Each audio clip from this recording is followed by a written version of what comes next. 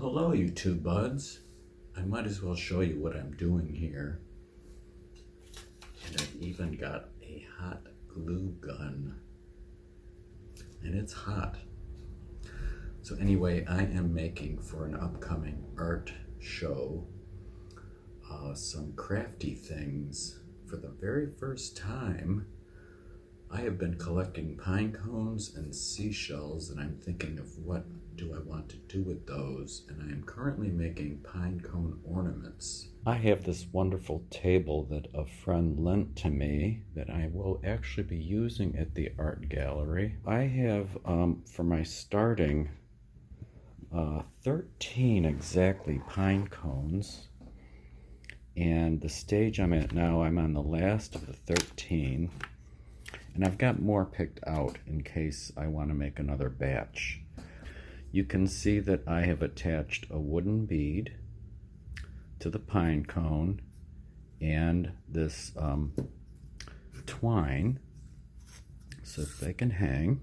Then after this, I'm going to varnish them with some clear coat spray. So I'm going to spray one side in turn. I might turn them in thirds, and a piece of plastic wrap and wrapping the end. It's okay if varnish gets on the beginning part, but I don't want the whole twine to be crispy. I want it to be regular twine. And then I'm going to paint, I think all of them, the acrylic paint. Just need a small bottle, and paint the edges to be like snowy looking. Okay, let's take a close-up of some of the things that I needed to get. Unfortunately, when you get stuff on Amazon, you gotta get packages of things, but there were 3 sized needles, like 5 or 6 of each, of 3 different sizes of these needles, and I'm blunt needles, and I'm glad I thought of that, how to get the twine through the bead. What I'm doing is taking a ruler. I figured out that 4 inches length is good, so you need to cut 5 inches. Actually, it'd be 10 inches total. You could just measure 10 inches in length. It doesn't have to be perfect. You're gonna lose an inch from tying the knot. You'd think you'd know what you were doing to get it to form a loop, but it took me a couple tries to figure out what I want to do. Anyway, you stick one end through, and as thick as that needle is, it's the perfect width for this. You have to make sure you don't order beads that have tiny holes. They have to have a decent hole. Then you take the other end and do the same thing. Look at that big eye. You need a big eye needle, not a regular sewing needle. These are like, I think knitting needles of some kind. I forget what kind of needlework you do. So both ends gotta go through without you pulling the loop all the way through, or you've just pulled the whole thing out. And if you do, just start over again. And you give yourself that inch to work with to tie a double knot. You're going to attach the hot glue to the pine cone. It's nice when you have a pine cone with a bigger divot in it that the ball sits in. But as long as you add some hot glue there, kind of keep this hole tilted upward, but it does not have to be completely vertical. Look at these ones where it's off-centered and they hang quite nicely. You can imagine them being on the tree. And that hole is not perfectly vertical. In fact, you can't really glue it completely vertically. You need the ball touching it, is my point. Glue gun, press the handle, and that came out much better after I added that second glue stick. I guess the final one will be a dud until you order more. I'm fairly generous with the glue amount, but with this having no divot, there's not going to be a whole lot for it to be touching there.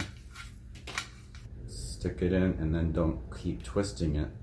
You just set it, and I press it for only 10 seconds is enough, really, as long as you don't tug on it. Very important thing to do when you pick the pine cones is to pick ones that don't have any broken pieces on it. You know, don't pick up any rotten ones with rotten areas. Just toss it aside out of your way so you don't keep looking through the same ones. All pine cones have at least the ones in this area, have thorns on each one. So I used, it doesn't have to be perfectly clipped off, but I used toenail clippers. Even the bottom parts have little pointy thorns, not as large though. I cleaned them with an old toothbrush first. And then you have to soak them in warm water and a cup of white vinegar for 30 minutes, and they will close up on you. I dried them on paper towels in the bathtub overnight. They don't dry completely. The next day, you bake them. I used parchment paper because I had some that I never use, and I didn't have cookie pans, so I just put parchment paper on the oven racks, and you bake them at 250 degrees. And it did take, I was recommended, well, you see various things online, but 2 hours was good. And I turned them once after 1 hour. It didn't seem that would have mattered though. And they opened up in different stages depending on the size of the pine cone. But by the end of the 2 hours, they were fully open like this. Both of those two processes are to kill any either mold or bugs that might be living inside them. All right, let's spray these with the first coat of varnish and see how that goes. There were different ones available. I had heard of Crystal Clear before, and there was a different Krylon, something clear something. But this one says Crystal Clear Acrylic Coating. And there's a 1303. Permanent protective gloss finish I chose.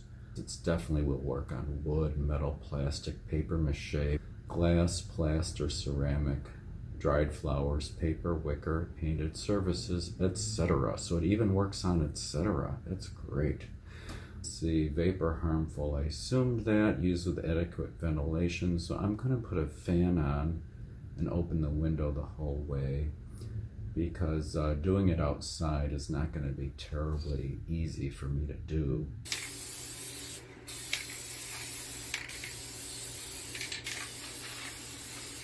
Pine cones taking a bath.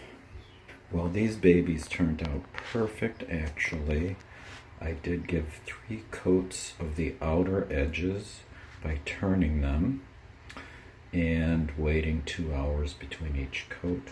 And then I thought to prop them upright best I could and spray into the insides, which didn't get much, so that there's some clear coat on the inside of them.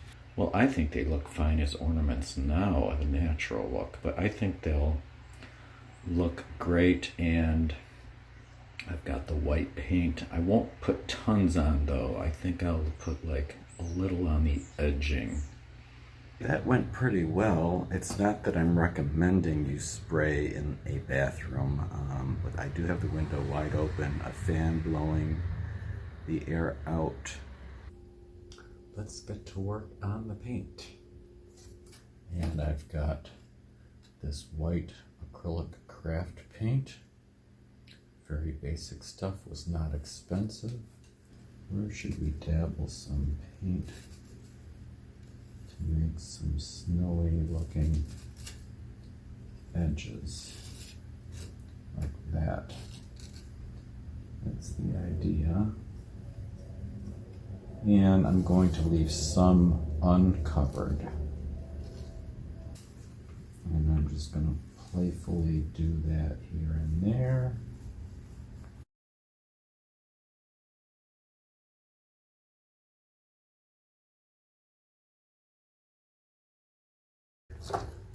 $12 more to go, and then I'll flip them and do the other side.